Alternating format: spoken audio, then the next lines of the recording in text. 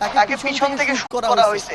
পিছন থেকে গুলিটা তার এই বুকের হার্টের জাস্ট একটু উপর দিয়ে বের হয়ে এই যে দেখেন ব্যাগ এপাশ দিয়ে ঢুকে ফুটা করে এপাশ দিয়ে বের হয়ে গেছে। আমার পিছন দিক থেকে গুলি লাগছে, এই জায়গা থেকে বের করে এই দিক থেকে বের করে এই দিক দিয়ে বের হয়ে গেছে।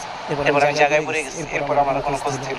আর আমাদেরকে গল্প শোনানো হয় রাবার বুলেট ছোড়া হয়েছে হেলিকপ্টার থেকে, এই গল্প শোনানো হয় আমাদের। মারি মারা হয়েছে।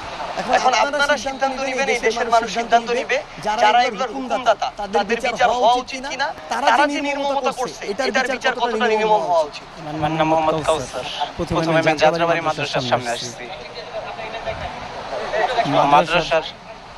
মাদ্রাসার ছাত্র ভাইদের সাথে আমি আন্দোলনে যোগ দেই।